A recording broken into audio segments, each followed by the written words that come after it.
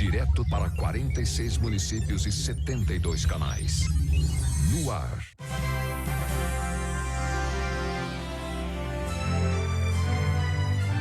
Link Vanguarda. A gente está de volta para contar um caso absurdo de violência. Uma mulher de 38 anos foi esfaqueada pelo ex-namorado em Taubaté. Ela levou mais de 50 facadas e está internada na UTI em estado grave. A polícia disse que o homem teria cometido o crime por ciúme. Ele foi preso em flagrante. A mulher de 38 anos trabalha como vendedora e mora sozinha nessa casa, no Jardim Continental 2. Os vizinhos contaram que o ex-namorado dela invadiu a residência pelo muro lateral, subiu pelo telhado e pulou dentro da área de serviço. A família permitiu a entrada da nossa equipe na casa. O homem quebrou a janela e os vidros da porta para entrar. Num dos quartos, há marcas de sangue no chão, na parede, no tapete e nos travesseiros. Foram encontrados no local, próximo à vítima, 3 facas. Todas elas foram utilizadas pelo autor do crime. E ele teria desferido, segundo consta do laudo do IML, mais de 50 facadas atingindo órgãos vitais da vítima. Os vizinhos não quiseram gravar entrevista, mas disseram que ouviram os gritos da mulher pedindo socorro e chamaram a polícia. Quando a PM chegou no local, o homem de 35 anos estava dentro da casa. Os policiais conversaram com ele e convenceram o ex-namorado da mulher a abrir a porta. Ele foi preso em flagrante. Ele confessa o crime, alega que teria o praticado por motivos de ciúme, E lamentável, nada pode justificar uma atitude dessa brutal contra a vítima. Cleiton Duda dos Santos tem 35 anos e é analista. Ele pratica artes marciais. A mulher já tinha registrado pelo menos 2 boletins de ocorrência contra o ex-namorado. Um deles em julho do ano passado. Na época, os dois ainda tinham um relacionamento. Em depoimento à polícia, ela disse que, após uma discussão, ele passou a agredi-la com puxões de cabelo, socos, chutes, tapas e sufocação, causando diversos hematomas pelo corpo, além de ameaçar a integridade física dela, dizendo que iria furar os olhos da mulher e quebrar os dentes dela se fosse denunciado à polícia. Um mês depois, já separados, a mulher registrou um novo boletim de ocorrência contra o ex-namorado. E a justiça emitiu uma medida protetiva para a vítima. Existem relatos anteriores, inclusive registros, de ameaças feitas por ele a ela. Ele descumpriu uma medida protetiva que a justiça tinha estabelecido e isso com certeza vai agravar muito a situação dele nesse caso, na aplicação da pena para ele. A gente fica consternado em ter que noticiar um caso como esse, principalmente nós mulheres, A gente se coloca no lugar dessa vítima. Informações então sobre ela: essa mulher trabalha como vendedora em uma loja de carros aqui em Taubaté e ela está internada na UTI do Hospital Regional em estado grave. A nossa produção ligou para um parente do homem que está preso para saber quem é o advogado dele, mas esse parente não quis dar nenhuma informação. Como a gente viu na reportagem do Bruno Pellegrini, a vítima, Aline, já tinha registrado boletins de ocorrência contra o homem que está preso. E aí a gente levantou que o número de vítimas que pedem ajuda na Delegacia da Mulher de Taubaté cresceu esse ano. Nos 5 primeiros meses desse ano, de janeiro a maio, foram 463 inquéritos de violência contra a mulher. No mesmo período do ano passado, foram 370, portanto, uma alta de 25%. Esses números reforçam a cruel desigualdade de gênero que existe no Brasil.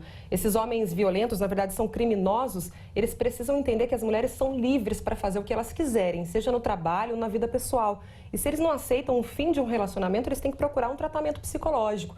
Por isso que é sempre importante, desde cedo, a gente falar disso com os amigos, com os filhos em casa e também nas escolas, Abranches e Eli. 563 inquéritos abertos somente nesse ano. É muito alto esse número. A impressão que eu tenho do lado do gênero masculino para refletir é que o homem tem que fechar para balanço. Não dá mais para continuar desse jeito. Isso, além de todo, o homem violento, além de ser um covarde, ele revela uma precariedade emocional tamanha quando mostra que é incapaz de conviver com o fim de um relacionamento. Alguém chega e fala, não te quero mais. Qual é o problema? Tem outras possibilidades de encontrar felicidade com outras pessoas. Por que eu vou tirar a vida de alguém que não me quer mais? Por quê? Essa é uma situação que precisa ser trabalhada em terapia. A Thalita falou corretamente. Tem que procurar ajuda psicológica. Fecha para balanço, para de fazer isso, porque o mundo está ficando cruel com esse volume enorme que você acabou de destacar, que os dados estão mostrando para nós. E a gente tem aí uma questão muito séria, porque sempre quando a gente exibe esse tipo de reportagem, a gente sempre reforça que é claro, é compreensível o receio da mulher, o medo diante das ameaças, mas que é preciso registrar um boletim de ocorrência. Nesse caso, dessa moradora de Taubaté, que levou quase 50 facadas, ela já tinha registrado o boletim de ocorrência, mais de uma vez estava com medida protetiva e mesmo assim esse ex-namorado pulou o muro, encontrou essa mulher dentro de casa e simplesmente esfaqueou a ex-companheira. Então, o que pensar disso, né? A gente deposita aí uma ajuda, um desejo de ajuda na polícia, mas a verdade é que esse cara pode entrar a hora que ele quiser, né? Nós começamos a edição de hoje falando sobre a polêmica entre Jair Bolsonaro e o INPE de São José dos Campos. O presidente voltou a criticar o Instituto e disse que os dados de desmatamento gerados pelo INPE são mentirosos e passam uma imagem negativa do Brasil. O presidente Bolsonaro falou com a imprensa domingo, depois do almoço. Fiquei preocupado com aqueles números, obviamente, mas também fiquei achando que eles poderiam não estar condizentes com a verdade. Essa foi a terceira vez que o presidente questionou os dados do INPE, o Instituto Nacional de Pesquisas Espaciais. Em entrevistas anteriores, Bolsonaro falou que eram mentirosos os índices de aumento no desmatamento da Amazônia produzidos pelo Instituto. E chegou a insinuar que o diretor da instituição, Ricardo Galvão, estaria a serviço de alguma ONG. Eu tenho 71 anos, 48 anos de serviço público e ainda nativa. Não pedi minha aposentadoria, ainda nativa. Nunca tive nenhum relacionamento com nenhuma ONG, nunca fui pago nada por fora, nunca recebi nada mais do que além do meu salário como servidor público. Galvão ainda destacou seu currículo e toda a trajetória até ocupar o cargo de diretor. Todos os diretores dessa unidade de pesquisa não são escolhidos por indicação política, eles são escolhidos por um comitê de busca nomeado pelo governo com 5 especialistas de renome nacional. As declarações do presidente causaram revolta na comunidade científica. Ontem, o Conselho da Sociedade Brasileira para o Progresso da Ciência publicou um manifesto em defesa do INPE. Críticas sem fundamento a uma instituição científica que atua há cerca de 60 anos e com amplo reconhecimento no país e no exterior são ofensivas, inaceitáveis e lesivas ao conhecimento científico. Diante dos novos questionamentos de Bolsonaro, a assessoria do INPE disse que a direção do Instituto deve se reunir em breve com o ministro da Ciência e Tecnologia, Marcos Pontes. A ideia desse encontro é esclarecer o trabalho do sistema DT, que é responsável pelo monitoramento do desmatamento da Amazônia. O levantamento de dados é feito através de imagens de satélites. Em junho, o sistema registrou o maior índice de desmatamento na Amazônia em 3 anos, 921 quilômetros quadrados. A questão ambiental, aí fora há uma verdadeira psicose ambiental. Você tem que combater se tiver desmatamento, problema, divulga-se. O que nós não queremos é uma propaganda negativa do Brasil, a gente não quer fugir da verdade. Eu não vou tomar isso pessoalmente porque eu acho, honestamente, que isso faz parte de um esquema que já estava sendo formado para me queimar, sabe? Da mesma forma, eu vou repetir a palavra, sem nenhum receio, pusilânime que ele fez com o Joaquim Levy, certo? E fazer uma acusação em público, esperando que a pessoa se demita. Eu não vou me demitir. A data da reunião entre a direção do INPE e o ministro Marcos Pontes ainda não foi marcada. Continuando aqui o link, vamos falar agora de vendas, de economia. As vendas de carros financiados aumentaram no primeiro semestre desse ano em relação ao mesmo período do ano passado. Entre os motivos, as opções de crédito e as taxas de juros menores. Maneiras de chamar a atenção dos clientes não faltam. Este shopping de carros de São José dos Campos é formado por 7 lojas. O dono de uma dessas lojas está otimista e diz que quase 90% das vendas só acontecem porque os clientes estão financiando. Hoje, principalmente com a vinda dos auto shoppings, as parcerias com os bancos são muito fortes. Então a gente consegue hoje aprovar 100, às vezes 110% do valor. Se o crédito for bom, hoje a gente não tem problema para a liberação do crédito, não. No primeiro semestre deste ano, houve um aumento de quase 10% no número de financiamentos de veículos em todo o Brasil, em relação ao mesmo período do ano passado. Um dos motivos é que os bancos estão mais flexíveis, com mais opções de crédito e juros mais baixos. O Leonardo está com a ficha de financiamento aprovada. Eu já tenho um carro em casa que é do meu pai, mas eu quero pegar um para mim mesmo. Eu quero financiar ele, que é melhor, mais pé no chão, assim, fica mais fácil de poder fazer. Planejar. Isso mesmo. O momento é bom também para esta concessionária de São José dos Campos. O gerente de vendas explica que eles estão dispostos a fazer o que o cliente precisa para fechar negócio. O cliente não vai deixar de comprar. A gente sempre vai ter uma condição diferenciada para ele, vai ajudar ele numa avaliação do carro dele, se ele estiver colocando o carro na troca, vai ajudar numa parcela no cartão.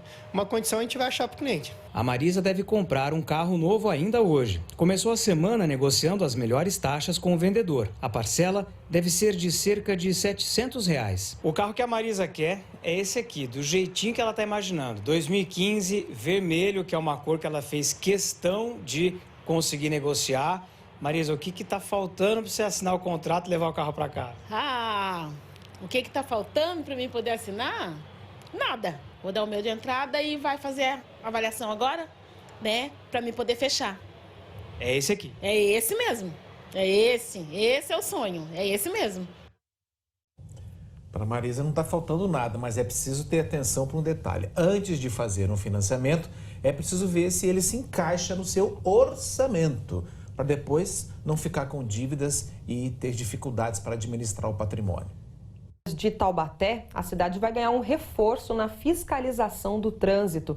É para ajudar a conter principalmente aqueles motoristas mais abusadinhos que não gostam muito de seguir regras. Vamos então conversar ao vivo com o Bruno Pellegrini, que está na Secretaria de Mobilidade e vai contar para a gente que novidade é essa na fiscalização, né, Bruno? Boa tarde para você. Isso mesmo. Boa tarde, Thalita. Boa tarde para todo mundo. Olha, essa novidade que você está falando se trata da Moto Espião. A gente está bem do lado dela aqui. Ela ainda está em fase de teste, para a gente deixar bem claro aqui na Secretaria de Mobilidade Urbana. A gente está em frente à Secretaria. Como é que ela vai fiscalizar? Olha, aqui, ó, tem uma câmera que vai fazer a captação em 360 graus. É uma câmera acoplada aqui à moto e tem um tripé também, caso a gente tenha necessidade de retirá-la da moto para fazer fixamente em algum ponto da cidade. Ela vai percorrer aí as regiões da cidade para fazer essa fiscalização, autuando infrações como, por exemplo, quem estiver estacionado num lugar proibido.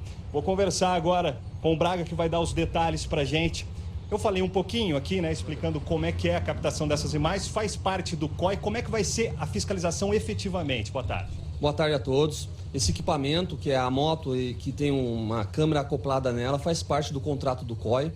A empresa que ganhou a licitação, ela já entregou a moto para nós já estamos realizando os testes e verificando o sistema e software para colocar em prática na via pública. Essa situação vai ocorrer a partir de 1º de agosto, né? Então, por enquanto, nós estamos fazendo os testes de software e algumas imagens para saber se está tudo ok para operar a partir de agosto a parte de fiscalização. Que tipo de fiscalização? Então, nós vamos fiscalizar veículos estacionados irregulares, situação do transporte público irregular e até mesmo esse equipamento ele possui a leitura de placas, que verifica roubo, furto e licenciamento atrasado. Nós vamos estar realizando algumas operações em conjunto com os órgãos Detran, Polícia Militar, para verificar essa situação. Isso vai ser acompanhado pelo agente que está na moto e também pelos agentes que ficam no COI? Como é que é? É isso mesmo. O agente ele vai estar pilotando a moto e o COI vai estar monitorando sem mesmo o agente saber o que o COI está verificando a situação. Ou, se caso o agente verificar uma situação que ele possa tomar a iniciativa e verificar, ele pode ter essa liberdade de tomar essa verificação de alguma situação irregular. Tá certo, agradeço, obrigado pela sua participação. Vou ressaltar aqui que a fiscalização efetivamente começa então a partir de 1º de agosto. Aí sim vão ocorrer as autuações. Esse contrato é de aproximadamente R$31 mil por um ano, com a Moto Espião rodando principalmente os bairros aqui de Taubaté, Thalita. Tá dado o recado, então. Bruno Pellegrini, ao vivo de Taubaté. Só não vai gostar dessa novidade aqueles motoristas que não seguem muito as regrinhas básicas de trânsito, né, Bruno? Obrigada pelas informações. Destaque do G1, especialmente para quem é pedestre e costuma pegar passarelas na Via Dutra no trecho de Aparecida. A Justiça determinou a interdição de uma passarela de pedestres, tá? Não é de carro, é de pedestres, por causa do risco de desabamento. Vamos mostrar aqui uma imagem, tá aqui a passarela. Eu vou subir um pouco mais essa publicação do G1 para vocês poderem ver em detalhe o lado da passarela. Tá aqui, ó, uma imagem feita na vistoria, mostra uma corrosão na estrutura que é metálica. Essa decisão liminar foi tomada depois que a concessionária que administra a rodovia entrou na justiça contra a prefeitura, alegando problemas estruturais. Essa passarela fica no quilômetro 69, liga a região central da cidade ao bairro Perpétuo Socorro, mas, segundo os laudos, apresenta risco para os pedestres. A justiça, então, determinou que a concessionária e a prefeitura tomem medidas para a recuperação dessa estrutura. Ainda cabe recurso da decisão, mas tem uma multa, inclusive, se você for lá para baixo na reportagem, ler tudo isso, cadê? Eu acabei de ler aqui, que por cada dia... Cadê, gente? Já me perdi aqui. Na decisão, o juiz determinou, além da interdição, os reparos na estrutura em 3 meses, com previsão de multa de R$20 mil em caso de descumprimento. Reportagem completa, é só você entrar no nosso G1 da Vanguarda. É assunto aqui no Link Vanguarda. Esse foi mais um fim de semana agitado em Campos do Jordão. A apresentação de domingo na Praça do Capivari ficou por conta dos jovens de um projeto social.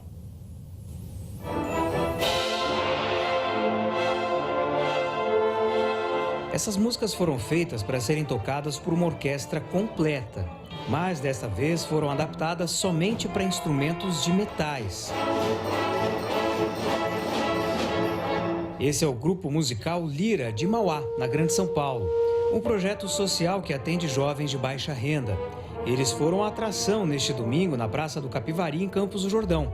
O grupo foi convidado pela organização do Festival de Inverno para fazer uma apresentação diferente. E o maestro conseguiu montar um repertório especial. Tocamos um pouco de música da Europa, da América, e depois viemos e fizemos uma boa parte do nosso programa com música brasileira, que não deixa de ser um imenso desafio, né? O grupo Lira tem 85 anos. E o caçula dessa turma é o Samuel. Ele tem 13 anos e já toca praticamente todos os instrumentos de percussão. Você já tinha se apresentado aqui em Campos do Jordão ou foi a primeira? Primeira vez.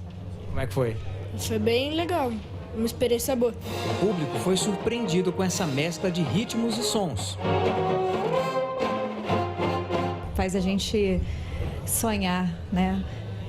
Você sai um pouco da sua realidade e encanta, engrandece a alma, a música.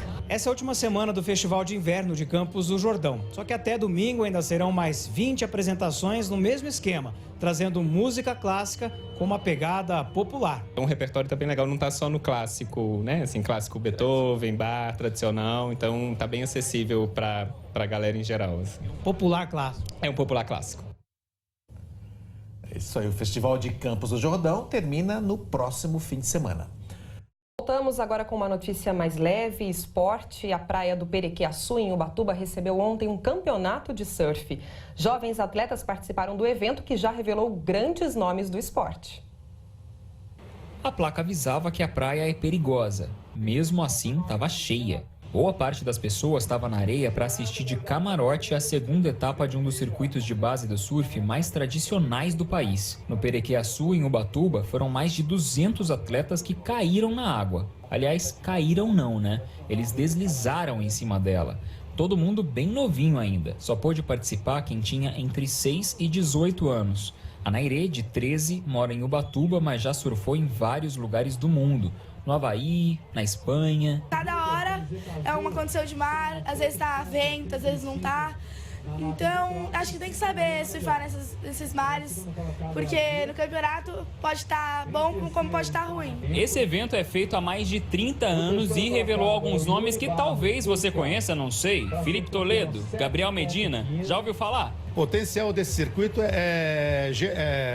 vamos dizer assim, a formação de novos talentos. A maioria dos surfistas que hoje são de ponta no circuito mundial passaram por esse circuito. Então, pra gente, a gente fica muito... É uma satisfação isso pra gente. Um dos destaques, Medina, mas não o Gabriel. A irmã mais nova dele, Sofia. Eu tô confiante, eu tô feliz de estar aqui, de ter essa oportunidade de competir. Espero cada vez ser melhor em cada bateria por bateria. Eu treinei bastante pra isso e espero ter um bom resultado aqui. Eu adoro correr em casa e vamos tentar ganhar. Tô confiante. O campeonato tá muito legal. Peguei umas ondinhas ali e vamos pra próxima, que é final. Deram show pra quem tava assistindo da areia. Eu acho bem interessante, bem legal incentivar, né, as crianças pro esporte. É muito bom isso. Dando show. surfando melhor que a gente aí. A gente fica feliz demais, né, de ver essa geração aí, sabendo que vai ter outros Medinas, outros Filipinhos aí daqui a pouco. Com certeza, é muito importante esse tipo de evento para a garotada e a irmã do Medina deu um show ontem, ela venceu a etapa. Ao todo, são 4 etapas desse campeonato e a próxima é em setembro, no Guarujá.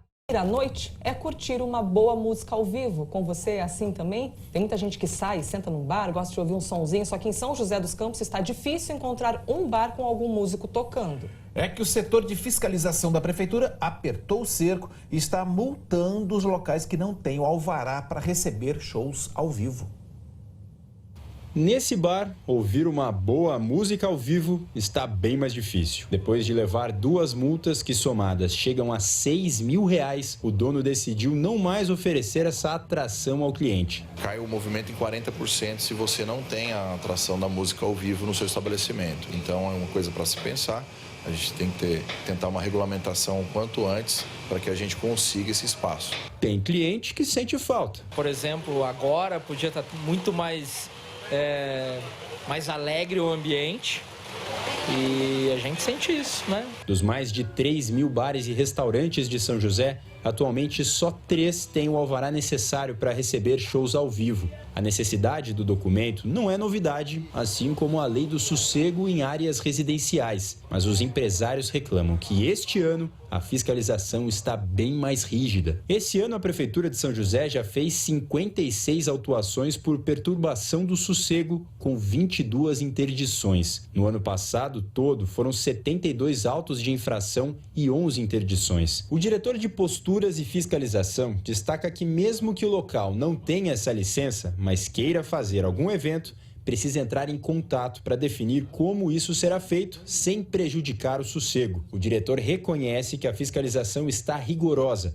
mas que se houver mais diálogo, novas autuações podem ser evitadas. A princípio, se eles querem fazer música ao vivo, eles têm que avisar a gente que eles estão fazendo, para a gente saber se é uma banda, se é um violão e voz, para a gente poder ter até a condição de fazer uma medição para eles anterior, para que eles não desrespeitem a lei do silêncio. Com o aperto da fiscalização, os músicos estão sentindo no bolso o impacto da falta de trabalho. O músico toca de 4 a 5 vezes por semana, às vezes mais, às vezes menos, né? E às vezes um fim de semana que desmarca com a agenda é 1/4 do salário.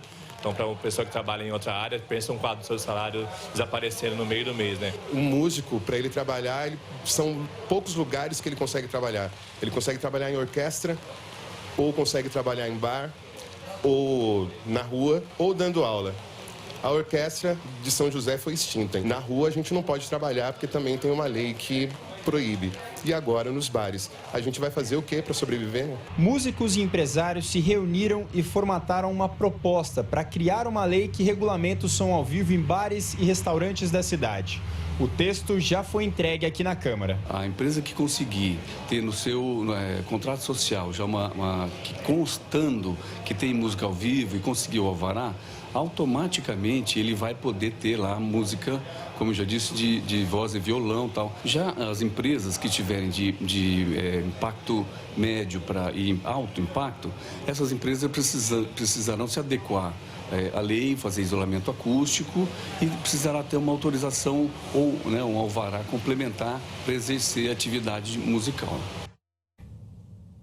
Que problema, hein, Abranches? Porque é muita gente dependendo disso para sobreviver. Você tem o lado dos músicos que estão trabalhando, da comunidade em volta, os moradores que muitas vezes gostam do som, mas também não gostam, cada um com seus gostos, e a prefeitura tendo de fiscalizar. É um problema para quem sobrevive disso. Essa proposta que foi apresentada aí à Câmara, entregue, ainda vai ser discutida, ainda está no processo de discussão, exatamente para tentar relativizar isso daí. Se o cara vai levar um violão, música com violão, às vezes um carrom do lado, pouca coisa, não precisaria ter o rigor da lei para punir ou fechar, porque a capacidade de perturbar o sossego é bem reduzida, diferente de uma banda, diferente de um show. Tudo isso é o que se propõe fazer para que haja uma conversa mais suave, mais flexível entre os donos de bares, os músicos e a prefeitura no seu setor de fiscalização. Né? São trabalhadores, né? São trabalhadores precisando sobreviver da sua arte. Segundo a Câmara, o projeto que propõe esses ajustes na lei relacionada com o som nos bares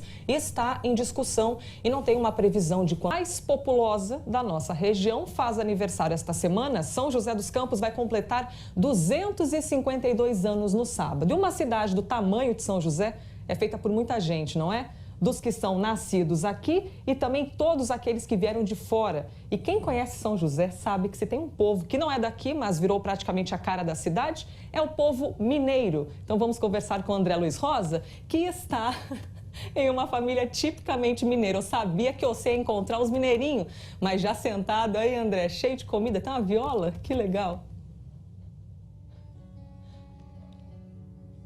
Oi, Elisa, eu tô fazendo o que o mineiro adora, que é bater papo. A gente chegou aqui por volta de umas 10, meio-dia, por exemplo, e a gente está conversando desde então com a dona Lázara, que é a única mineira autêntica aqui dessa mesa. Nasceu em Paraisópolis e já mora em São José, tem 57 anos. Como é que foi essa adaptação aqui em São José dos Campos? Foi bem, foi muito bem, foi ótimo. A senhora casou lá em Minas e veio embora para cá? Casei lá e vim embora para cá. Até nem casei lá, né? Casei na Aparecida. Eu fui casado na Aparecida. Meu casamento foi feito na Aparecida. Como é que foi se adaptar aqui em São José? Foi tranquilo? Os filhos nasceram aqui? Muito tranquilo, sabe? Muito bom. Passei meio apertado, mas foi ótimo, viu? Bom demais. Bom demais. Agora, a dona Lázara teve um filho só lá em Minas e os outros 4 filhos dela, como a Leia, por exemplo, nasceram em São José dos Campos. Você é joseense, só que com um pezinho em Minas. Com certeza. Sempre tô lá em Minas Gerais. Adoro Minas Gerais. Vai sempre pra lá? Sim, a gente vai sempre pra lá. Bastante mesmo. E olha, é uma geração de mineirinhos aqui, ó. Esse aqui atrás é o Miguel, que é neto da Leia e bisneto da dona Lázara. E tem mais gente aqui na família, que é a Fernanda, que é a 3ª geração dos joseenses mineiros. Fernanda, Minas tá na sua vida, não tem jeito, né? Minas tá na minha vida, não tem jeito. A gente sempre tá lá em Minas Gerais. E agora, assim, como é que é quando se encontram todos esses mineiros da família? É muita gente? É muita gente, é bastante gente. Constantemente a minha mãe faz esse almoço aqui pra gente e constantemente tá todos juntos. Agora sim, você tá vendo a Fernanda toda vestida como caipira, né? Mineiros têm aquela... A gente às vezes fala, jeitinho caipira, de ser aquele jeito carinhoso, jeitinho mineiro, com o chapéuzinho. E ela tem um negócio aqui que ela tá segurando, que é um berrante. Ela toca berrante. Vamos lá, Fernanda.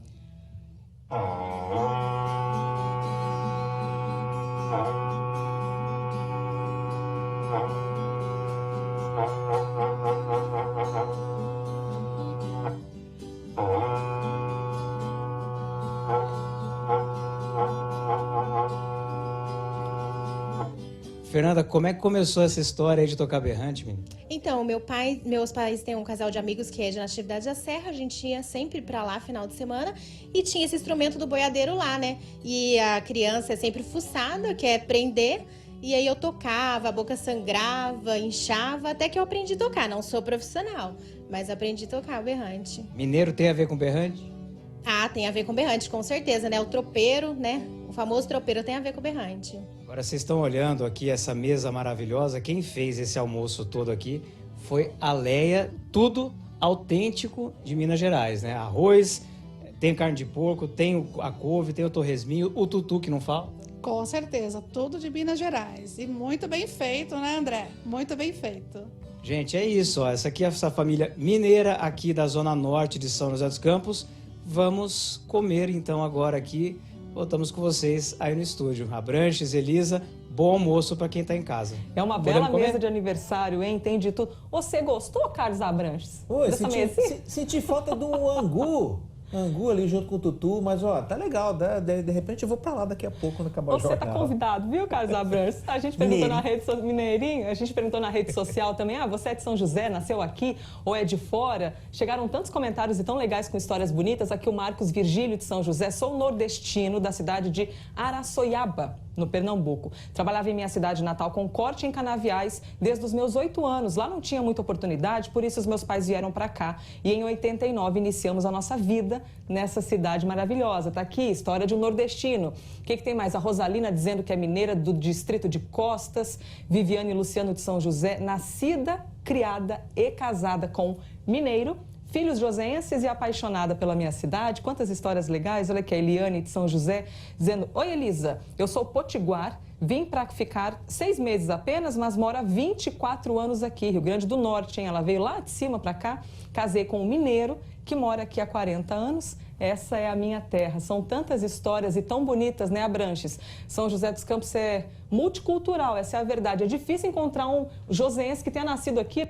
Comemorações já começaram ontem, com uma corrida de rua. Era um amontoado de gente disputando o melhor espaço antes da largada. E chega junto para uma foto antes de correr, todo mundo sorrindo e pronto, tá registrado o momento. E que momento para essa turma guerreira que corre em família, vencendo limites juntos. Eles saem na frente. E a galera vem no embalo atrás. Na corrida de aniversário de São José dos Campos, são 2 percursos, um de 5 quilômetros e o outro de 15 quilômetros, por ruas da zona oeste da cidade. E cerca de 2.300 pessoas juntas, curtindo essa vibe boa que é correr. E para orientar os corredores, não faltou sinalização nem avisos. Mulheres na esquerda! 5 sobe, 15 reto. No pilotão, né, que vem todo mundo, vem focado, vem louco para chegar, atravessar um na frente do outro e acaba errando, mas aqui não ficou muito legal, não tem como. Para quem treina uma equipe de corredores, o jeito é ficar de olho no tempo de cada aluno. Eu sei mais ou menos o tempo que cada um vai chegar, então eu estou controlando aqui pelo tempo que eles vão chegar. Dá aquela palavrinha final para a galera que vai chegar, que é aquela motivação, que falta os 500 metros, e para os outros você fala aquela dica, ó, você está em tal posição, você faz o que isso, faz aquilo. Você dá aquela última dica para eles fazerem. E aos poucos eles vão chegando, uns até voltam para correr mais, é isso mesmo? Se eu correr alguém aqui, ajudar os amigos, normalmente eu faço isso, eu faço meus 5, depois eu vou buscar os colegas para aplaudir ele depois de costas. Independente da quantidade de quilômetros, alguns levam isso aqui muito a sério, mas para muitos outros, não importa primeiro, segundo, terceiro lugar, só de passar aqui pela linha de chegada, já tá valendo. Até porque, para muitos deles, correr é como se fosse um... É um lazer, para mim que importa é estar no meio do povo, entendeu? E para quem passa pela linha de chegada, não tem jeito. Aí tem que registrar a conquista da medalha, mostrar a vitória. Tem um significado importante, poxa. E como a corrida é de aniversário, então teve equipe comemorando com bolo pelo novo ciclo da cidade e da equipe. Bora cantar parabéns? Parabéns pra você! E assim, com todos muito suados, porém felizes, ficou marcada a corrida pelos 252 anos da cidade.